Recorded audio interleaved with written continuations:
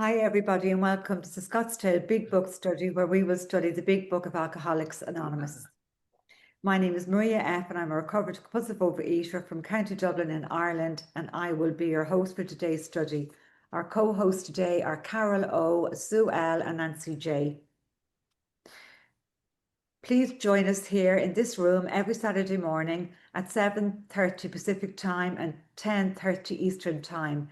We also meet Sunday through Friday at 5:30 Pacific Time and 8:30 Eastern Time. So just to say again, it's Sunday through Friday, 5:30 Pacific Time and 8:30 Eastern Time. If you have any questions during the meeting, please contact either myself or any of the co-hosts, and you can do this by private message in the chat function. We will disable the chat function for the duration of the study, and we will open it up again about 5 minutes before, before the Q&A. We ask if you could please make sure to keep your microphones on mute at all times during today's study, and also please turn off your video if you're exercising, eating, driving, or if you need to step away from your screen for any reason at all. During this meeting today, we will post the link to our 7th edition, and this money goes towards the cost of our Zoom account, the cost of uploading our recordings, and we also send contributions to our intergroup, Arizona Serenity in the Desert, and our World Service Organisation. So we're now going to go to Harlan G. Good morning, Harlan. Good morning, Maria. I'm so happy to be here. And before I say anything, the first thing out of my mouth better be I want to thank Miriam S. and Cindy D. for stepping in for me last week when I was at Newark. And I trust that you got a lot. If you were here, I trust that you got a lot out of what they had to say. These are magnificent examples of recovery, and I know that Miriam S. and Cindy D. did a lot to share their hope, strength, and experience with everybody that was here. What a convention. I hope that for whatever time, I think it's going to be 2 years now from what I'm hearing, the Vision Convention will reconvene in 2027. I hope that we will all be alive and in recovery and healthy and mobile and able to come, because it is a wonderful, wonderful convention. Also, there is the OA birthday coming up the 16th, 17th, and 18th of January in Los Angeles, California. So for anyone that can make it, I know you're going to have a wonderful, wonderful time and a wonderful convention there. I'm so glad to be here this morning. It feels good to have been there, but it also feels good to come back and do the things that are part of my ritual and routine that I do all the time.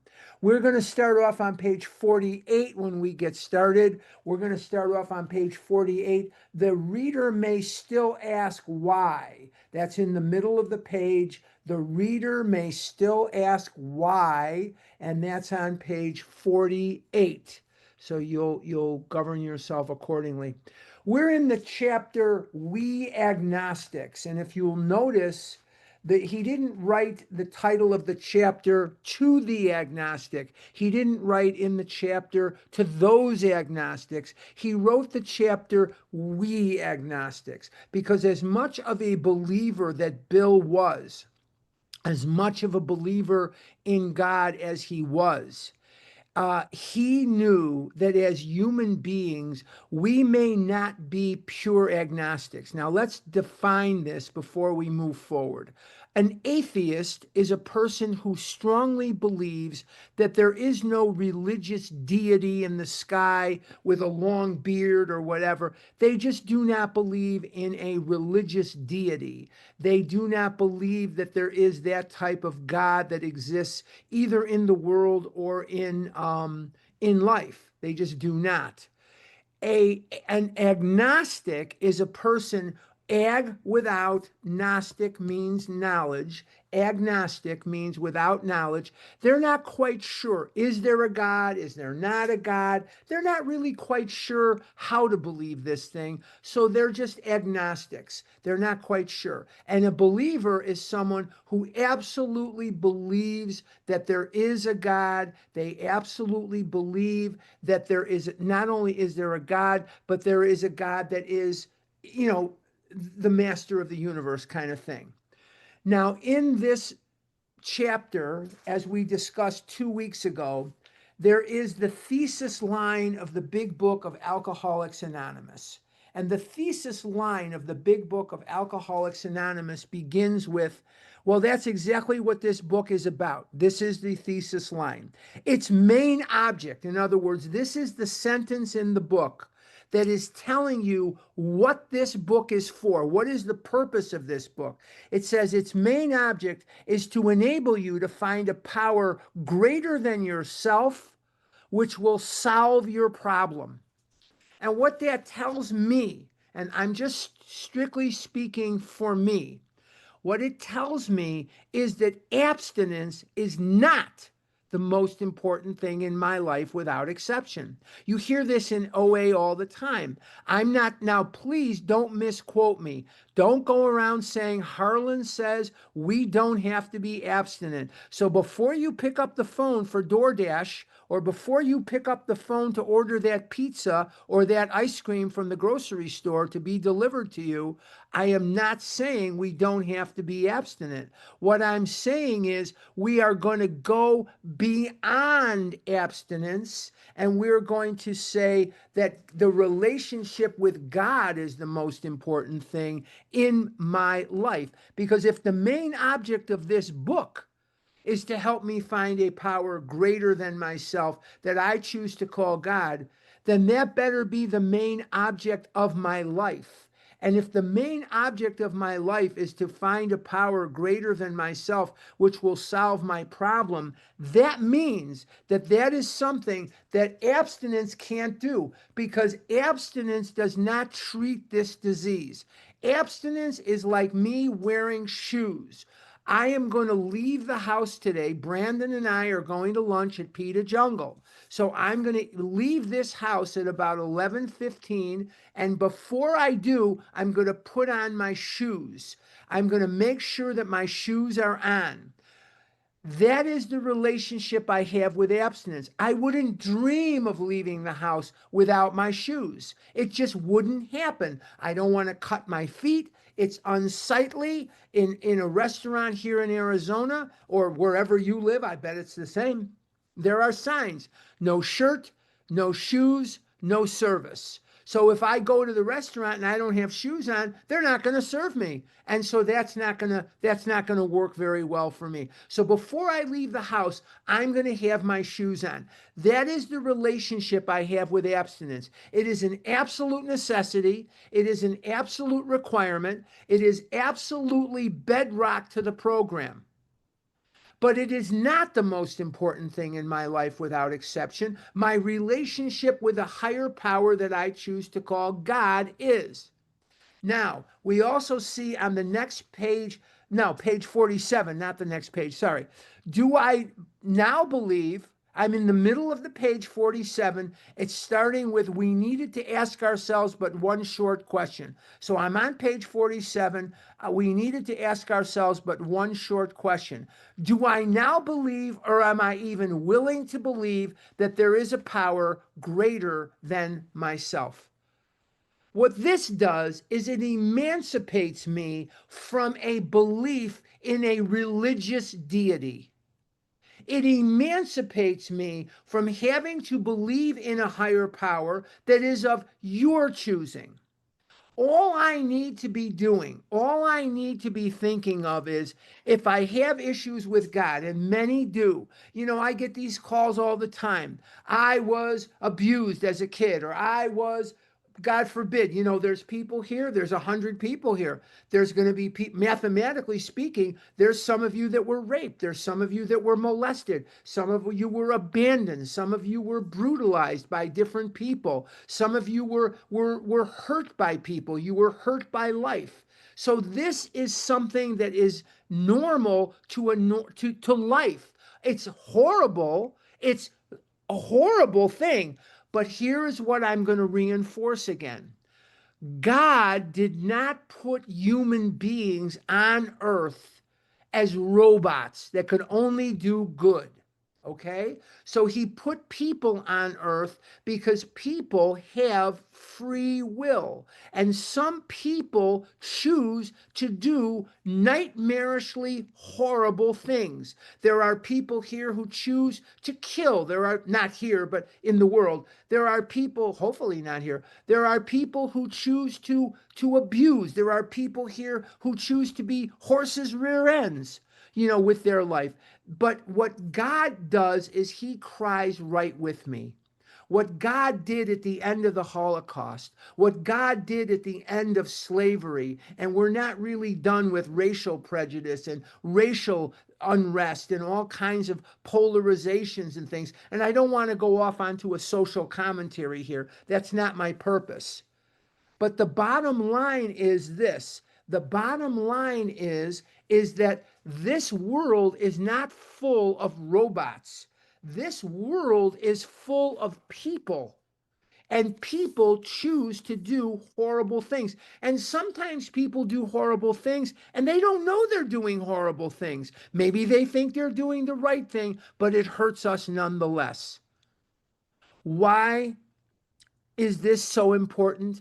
Is because this sentence, do I now believe, or am I even willing to believe that there is a power greater than myself, also means to me I do not have to have an intimate understanding of that God. I need not be a theologian. I need not be an author. I need not be a rabbi. I don't have to be a priest or a minister or an imam or an ayatollah. I don't have to be a very religious person to work this program. All I need to have is a willingness to believe that there is indeed a power greater than myself. And so the complications that we put in front of ourselves about God. Well, I'm not going to, my dad did this and my mom, she did this and, this and that. Those are all things that I understand are very real. I'm not making fun of them. I'm not denigrating them. I have them too, as you're going to find out in a few minutes. But here is the choice that I have. I can live in spite of those things. I can die because of those things. And I have to look at my life very carefully. And I have to ask myself one question.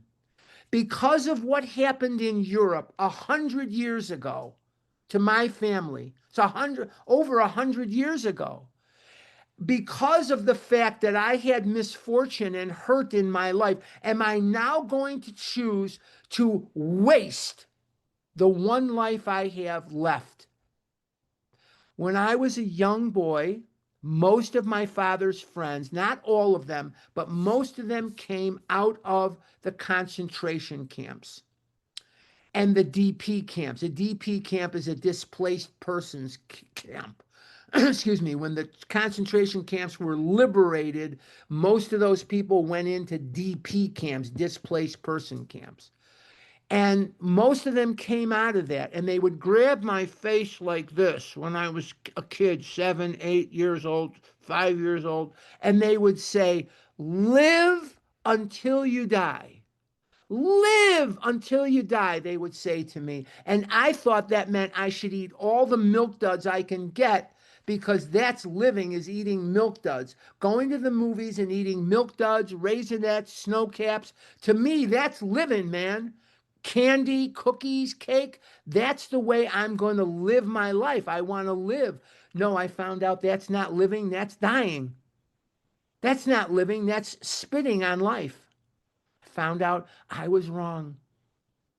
And so Now we're going to come to page 48 of the big book is where we're going to start today.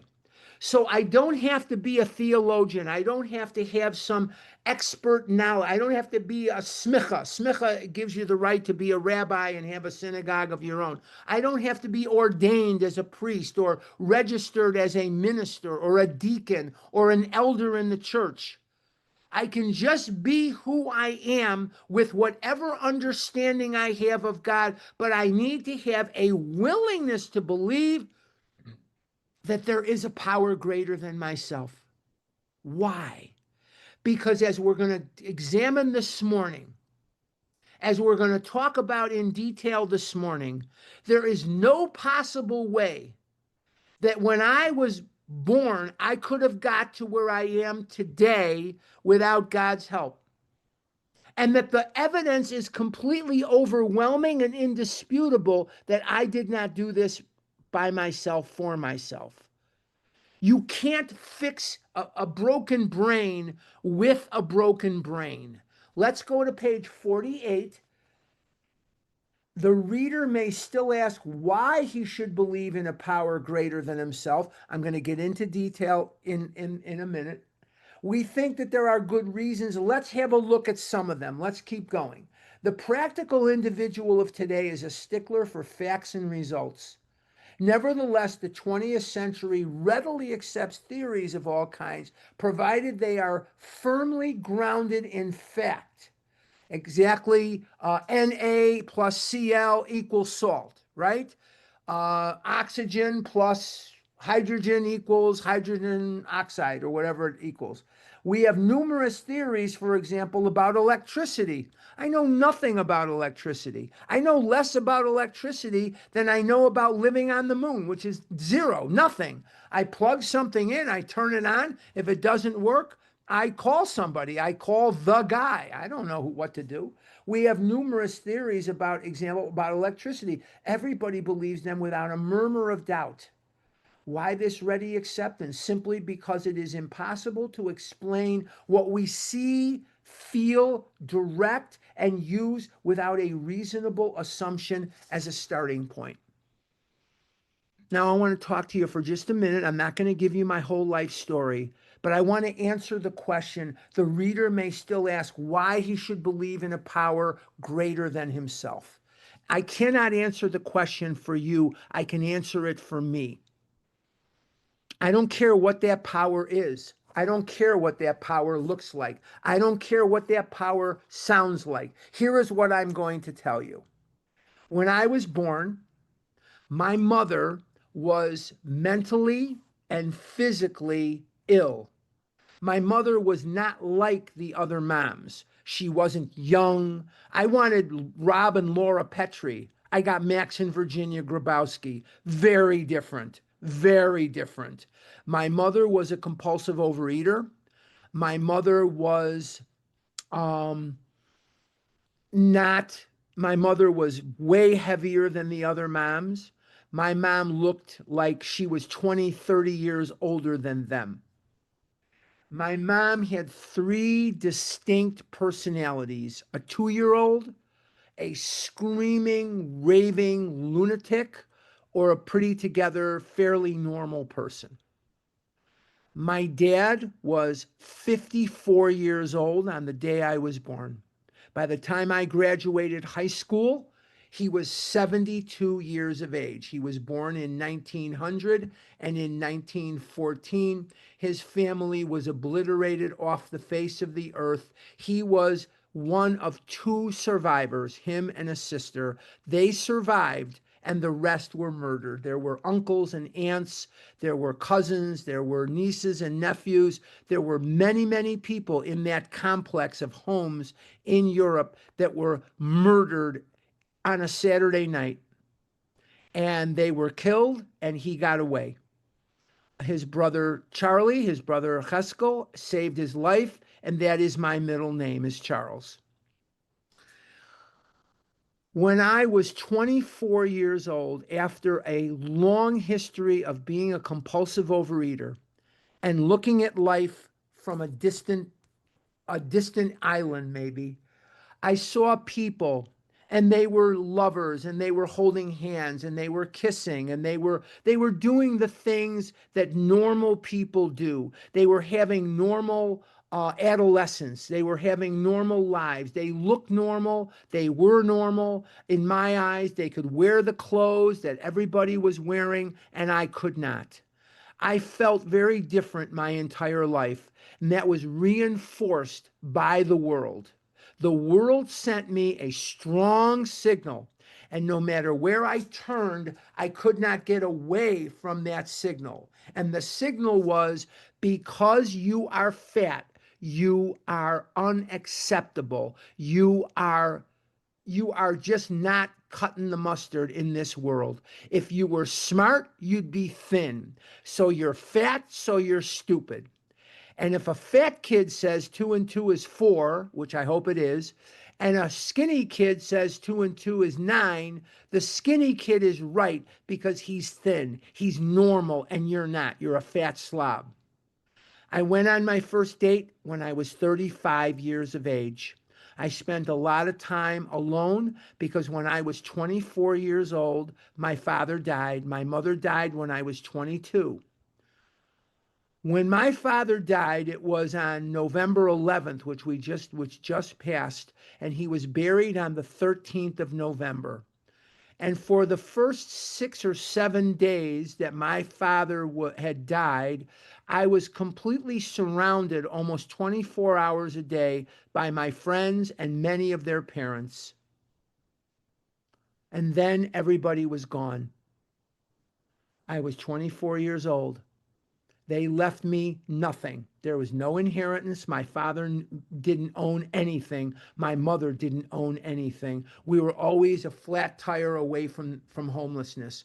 My father was many, many wonderful things, but a businessman was not on the list of things that he was good at. I was 24 years old, and life was getting way past me.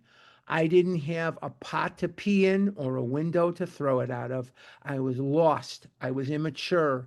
I didn't know where to turn. I had nobody to turn to, because as many times as people tell you, I'm really sorry your parents are gone. If you ever need anything, you let me know. That is something people say. That is not usually something people mean. And there's only so much you can lean on people. Eventually, you have to stand on your own 2 feet. When I was 24 years of age, a couple of months after my father died, some very, very nice person who just passed away. She was 93 years old when she passed. She was my surrogate mom. She came to my house and pushed her way past the pizza boxes, the Milk Dud boxes, the Twinkie wrappers, the Suzy Q wrappers, the Milk Dud boxes, and all the Almond Joy wrappers you could imagine. And she dragged me by the ear, because I owed a lot of money. She dragged me by the ear to a meeting of Overeaters Anonymous. I did not want to be there. I had no intention of following what they were saying, because they were all 30 years older than me. I was 24. They were in their 50s and 60s. And I was 400 pounds fatter than the biggest of them. I had I usually ate my way to the meetings. I would pray for a Russian airstrike during the meetings, and I would eat my way home. I was angry, I was scared, and the only thing I wanted to do was die. I missed my parents. I missed having any kind of home, any kind of central office that I could go to and say, will you take care of me? Will you do this? Will you do that? I had nothing. I had no one. I had my friends. They were just as old as me, and some of their parents helped me out here and there. The reason that I'm telling you that is not to evoke any self-pity from you. The reason that I'm telling you that is this. Without going into a lifetime explanation and a blow-by-blow description of my life, I'm going to give you the Cliff's Notes version of what happened. I have been abstinent for the last 26 years.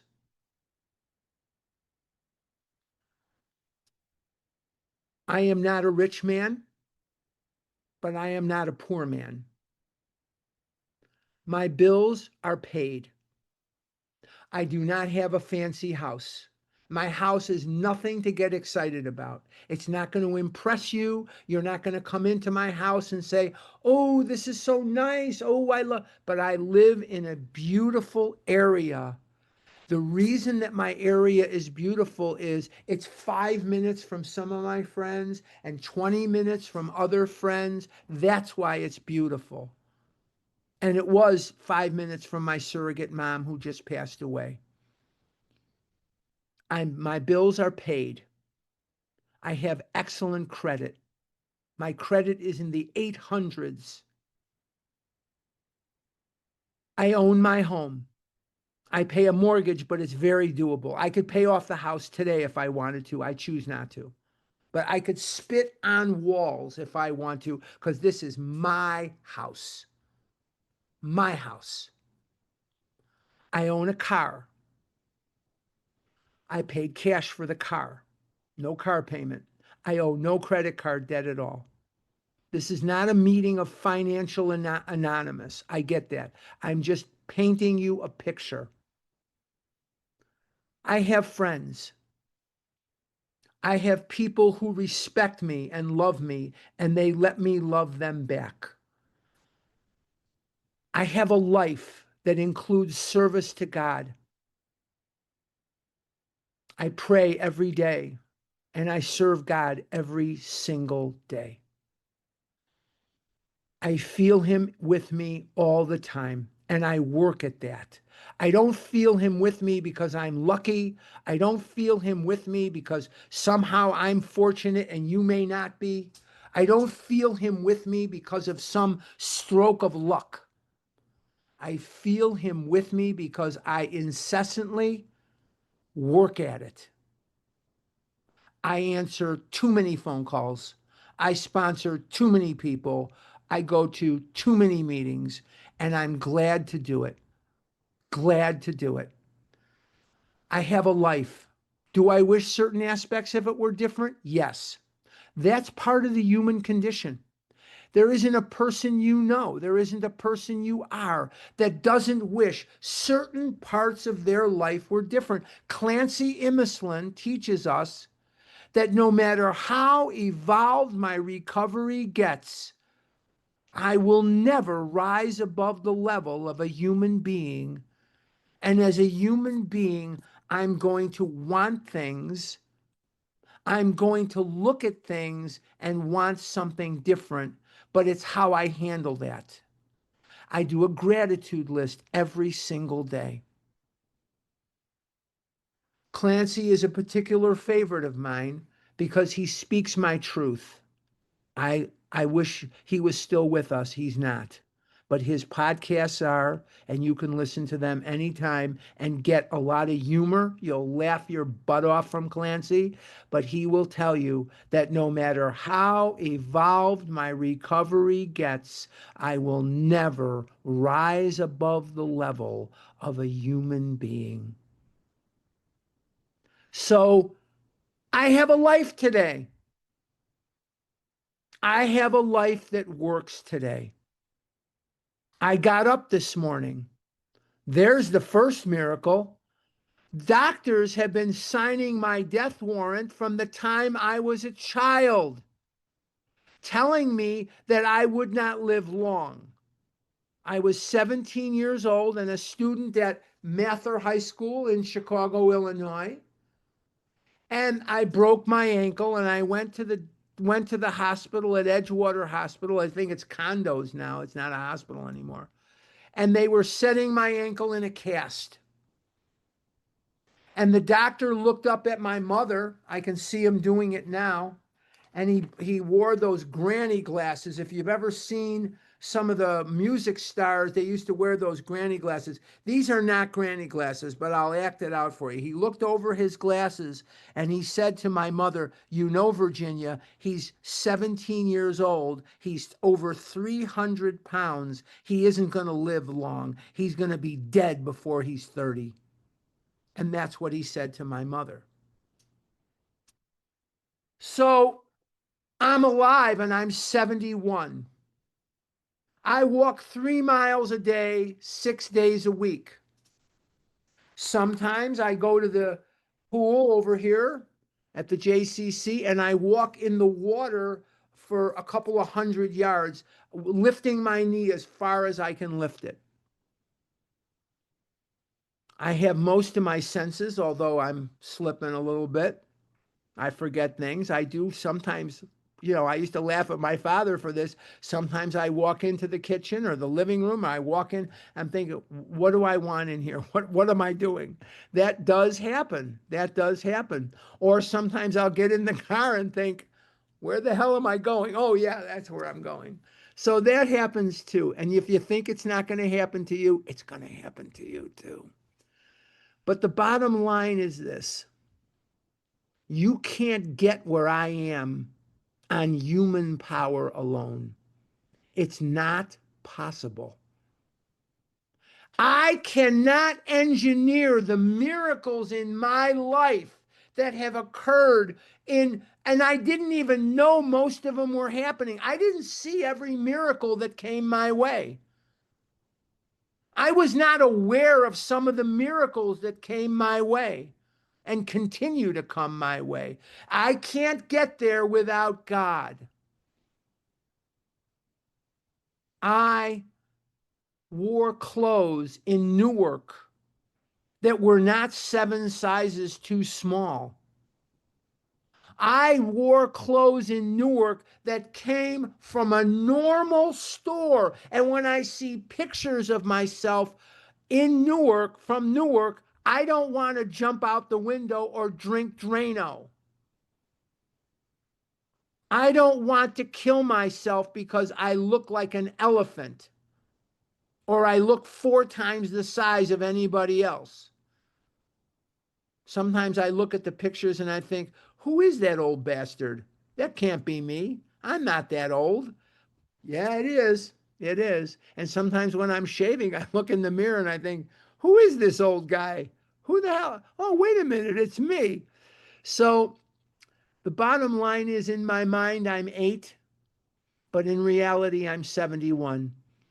And there are many, many times when I am 8 years old in my mind, or I'm 7 years old in my mind, and that's okay.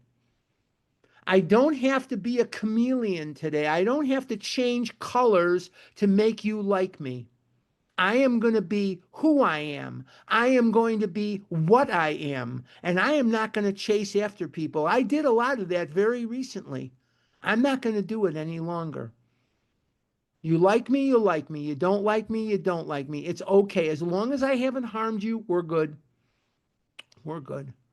I am going to be who I am, and I am going to be what I am.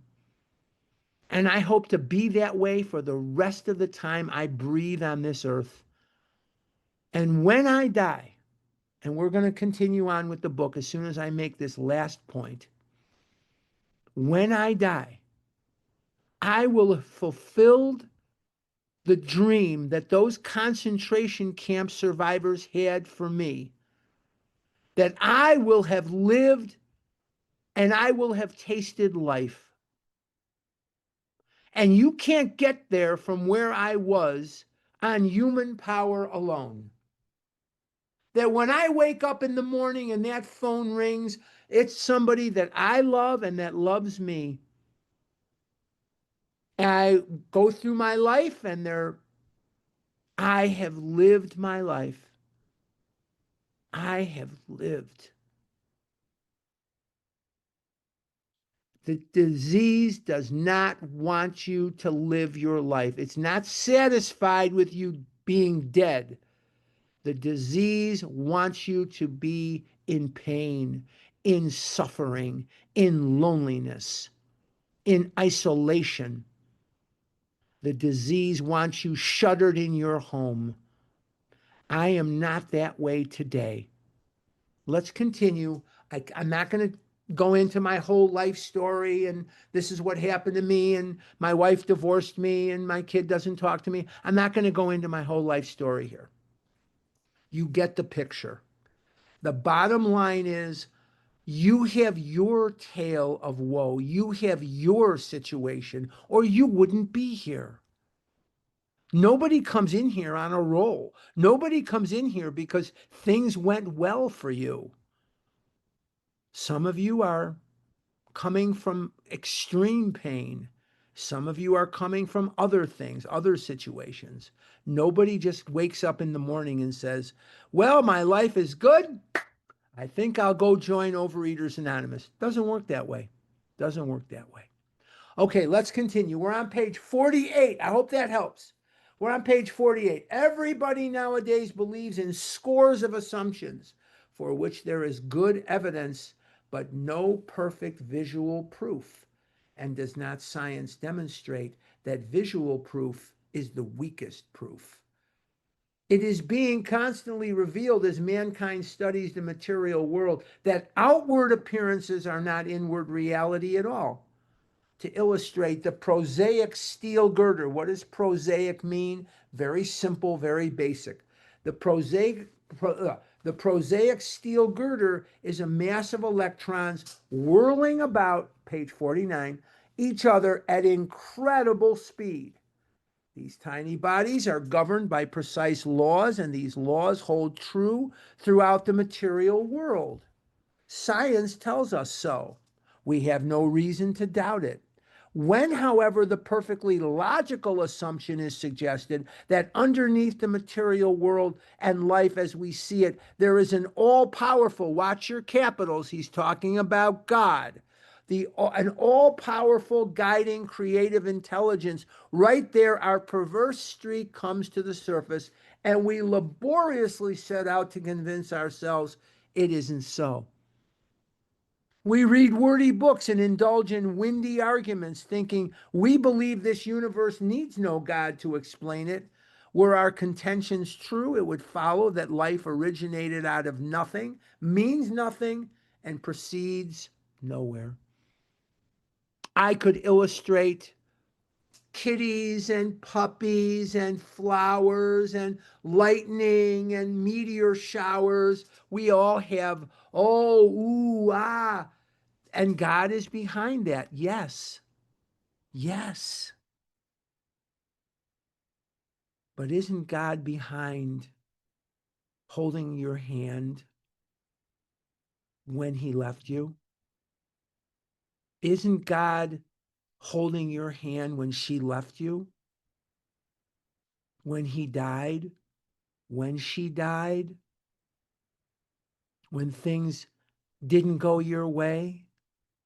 You wanted healthy children or got none at all, or you got an autistic child or a developmentally delayed child or a child with some disease, some God knows what. And we blame God. But he was crying too. He was crying too. Because he feels your pain and he's right there with you.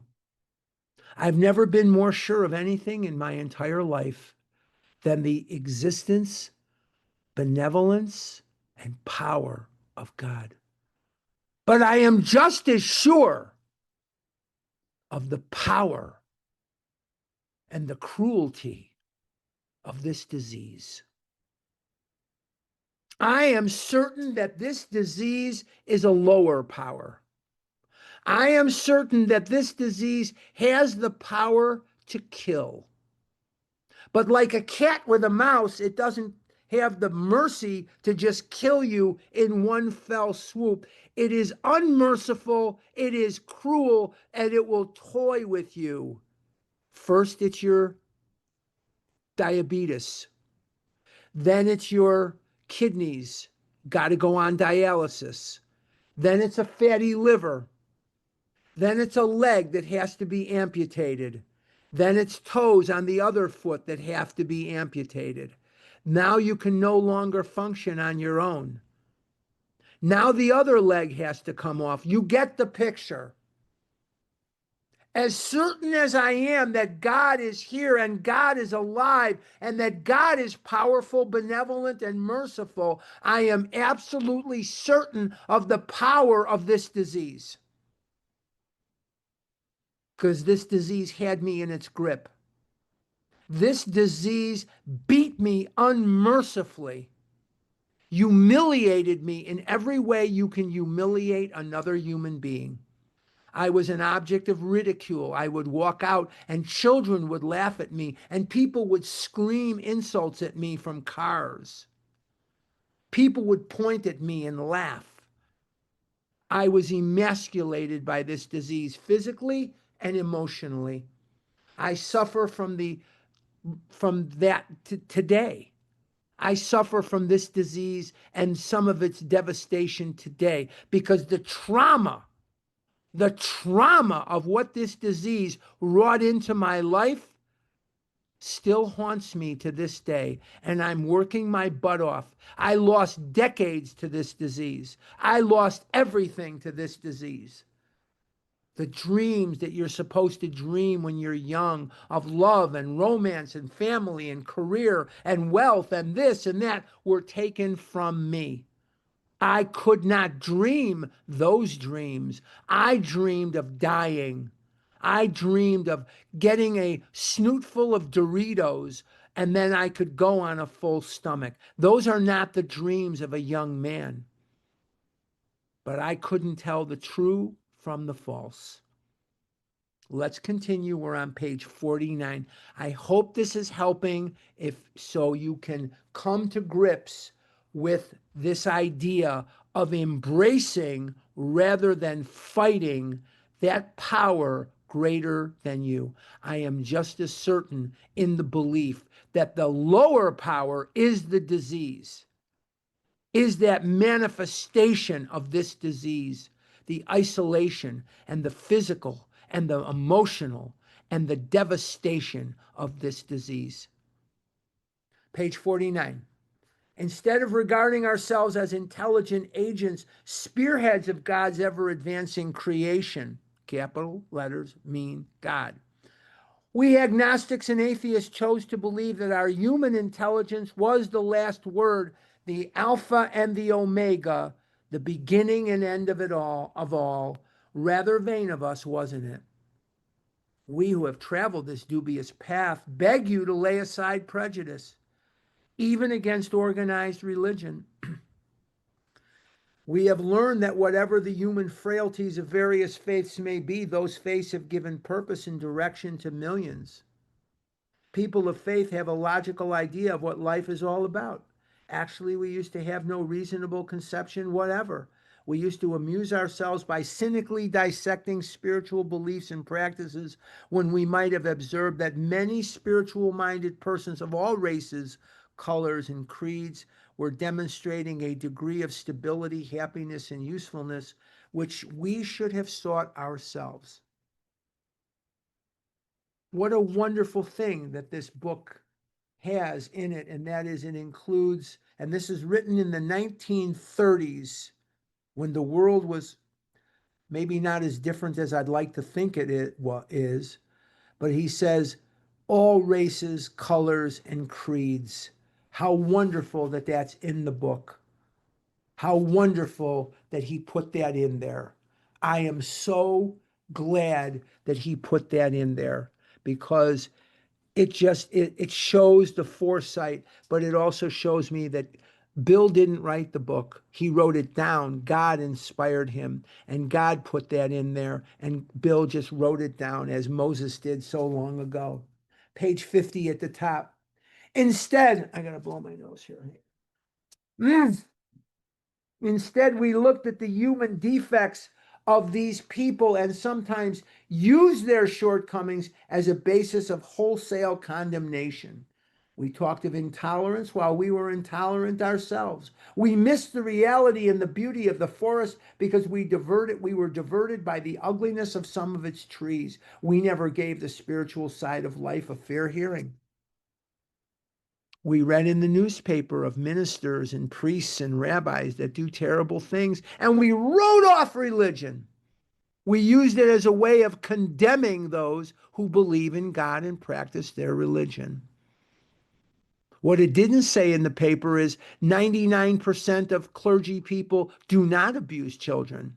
99% of clergy people do not steal money. 99% of clergy people do not do terrible things.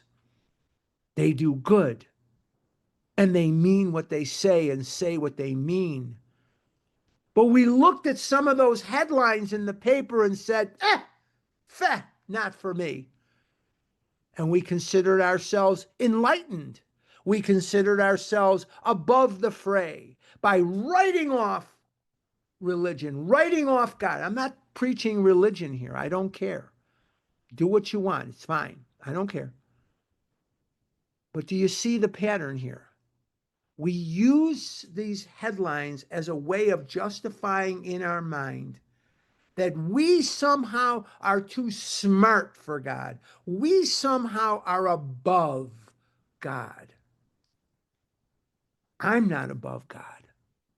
I'm not a religious man, but I'm a spiritual man. And my belief in God, my belief in the power of the universe is unshakable.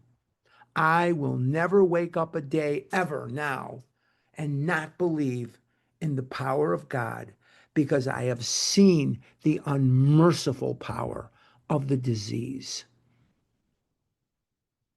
I have seen the unmerciful power of the disease unleashed against innocent men, women, and children.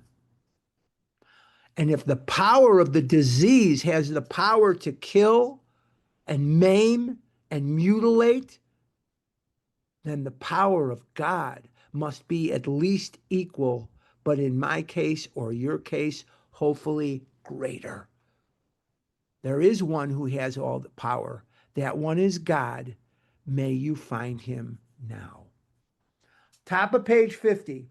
In our personal stories, you will find a wide variation in the way, each teller approaches and conceives of the power, capital, which is greater than himself. Whether we agree with a particular approach or conception seems to make little difference.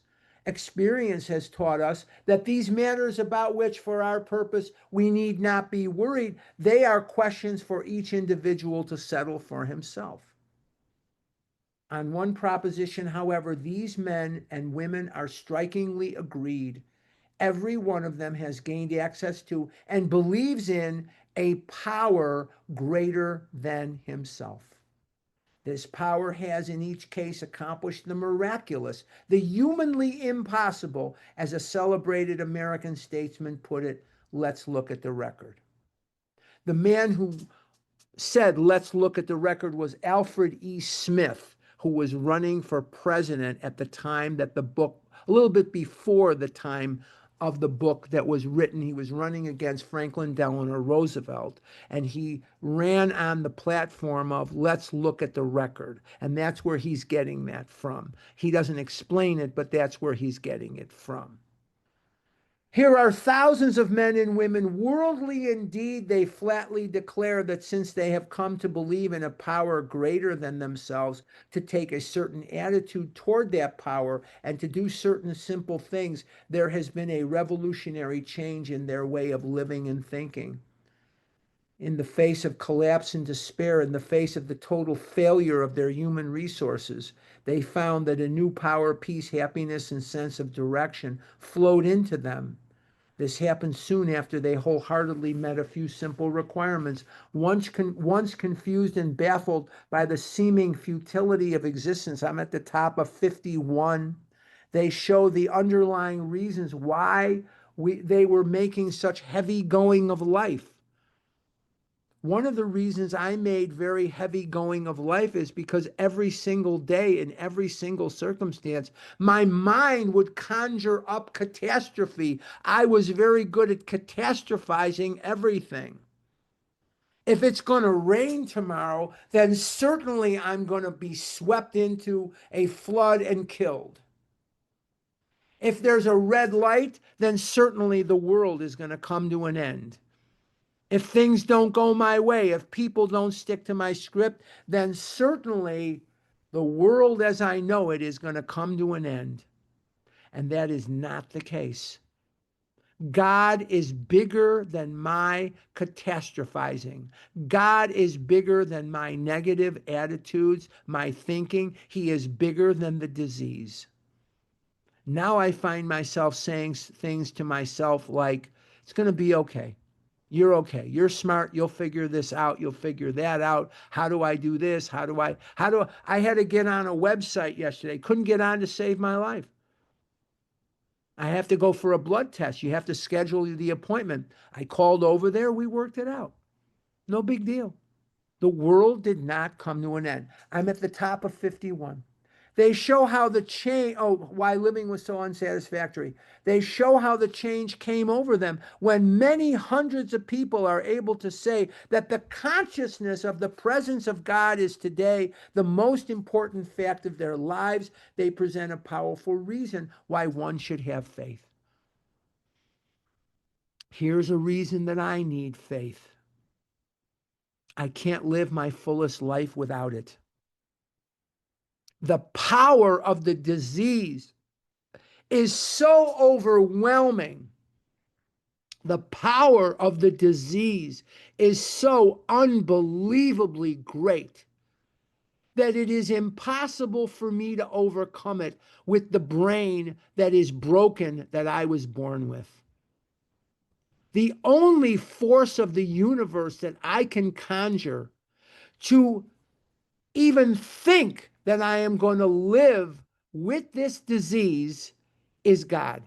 Maybe you got another way. Maybe you got a magic amulet. Maybe you've got something that I have no idea. I don't know. I don't have that.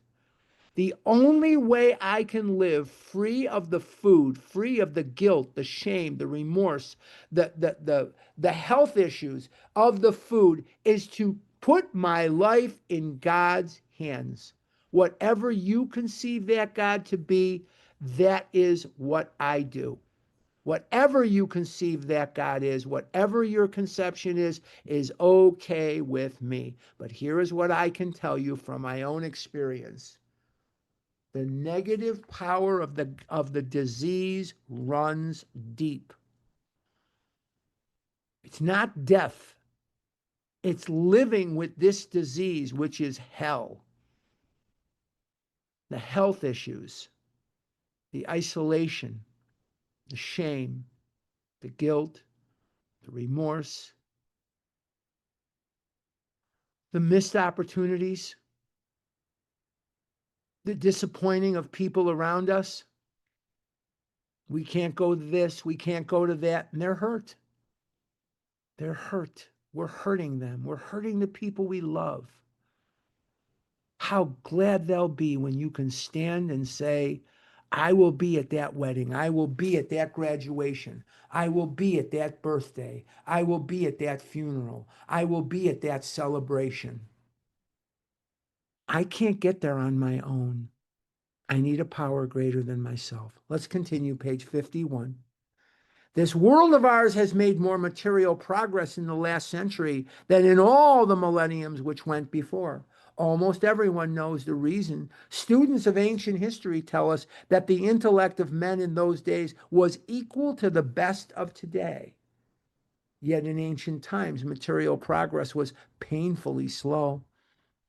The spirit of modern scientific inquiry, research, and invention was almost unknown. In the realm of the material, men's minds were fettered by superstition, tradition, and all sorts of fixed ideas. Some of the contemporaries of Columbus thought a round earth preposterous. Others came near putting Galileo to death for his astronomical heresies. Galileo died in poverty, excommunicated, horrible, horrible life, horrible death. Why? He believed that it was not the earth that stood still and the sun and everything revolved around the earth. He believed that it was the sun that stayed still and everything revolved around the sun. He was 100% correct. We asked ourselves this: are not some of us just as biased and unreasonable about the realm of the spirit as were the ancients about the realm of the material? Even in the present century, American newspapers were afraid to print an account of the Wright brothers' first successful flight at Kitty Hawk. Had not all efforts at flight failed before? Did not Professor Langley's flying machine go to the bottom of the Potomac River? Was it not true that the best mathematical minds had proved man could never fly? Had not people said God had reserved this privilege to the birds? Only 30 years later, the conquest of the air was almost an old story, and airplane travel was in full swing. This will be the last paragraph we'll cover because I don't want to do the bedevilments until next week. But in most fields, our generation has witnessed complete liberation of our thinking. Show any longshoreman a Sunday supplement describing a proposal to explore the moon by means of a rocket, and he will say, I bet they do it, maybe not so long either. Is not our age characterized by the ease with which we discard old ideas for new? By the complete readiness with which we throw away the theory or gadget which does not work for something new which does? I I grew up as a fat kid. And yesterday, I was scrolling the internet and I was watching some sports highlights, and most of them are in black and white. They weren't in color. They didn't shoot them in color, they didn't film them in color. People didn't have color TVs in the 50s and 60s, but mostly they didn't. Very, very wealthy people did. Most people didn't. And I was thinking to myself as I was watching this black and white highlight, how lucky am I today?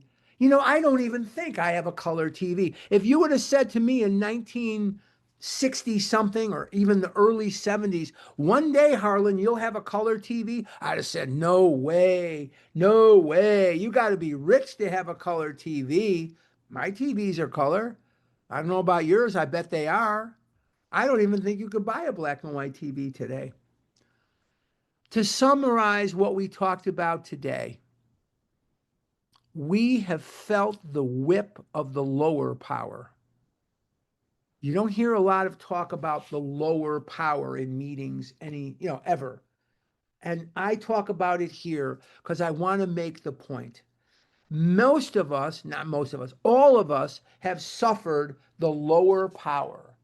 We have suffered the humiliation. We have suffered the horrible, horrible sting of the disease of compulsive overeating. We believe in that, and that's why we're here. We give it credibility. We talk about it. We have that belief that there is a lower power. Are we willing to believe that there is a higher power? You don't have to believe, you just have to be willing to believe. You just have to be willing to believe. And that's all that we're asking you to do is open your mind to the belief or the willingness to believe that there is a power greater than yourself. You don't have to understand it. You don't have to be a theologian. You don't have to be a clergyman. You don't have to be an author. You don't have to be any of those things. You just have to be willing to believe. Before I close up today, once again, as I started this, I want to end it this way. I want to thank Cindy D. and Miriam S. for filling in for me last week. I am sure that you enjoyed their stories, and I hope they did a very good job. That's everything I've heard. They did a magnificent job. I want to thank them from the bottom of my heart for coming and doing their thing for us last week when I was in Newark. Little did I know, getting into Newark was pretty easy. Getting out of Newark, not so easy. Not so easy. I had to go to JFK at 3 o'clock in the morning to get back to Phoenix, and then from there I went back to Scottsdale. So I hope this was good.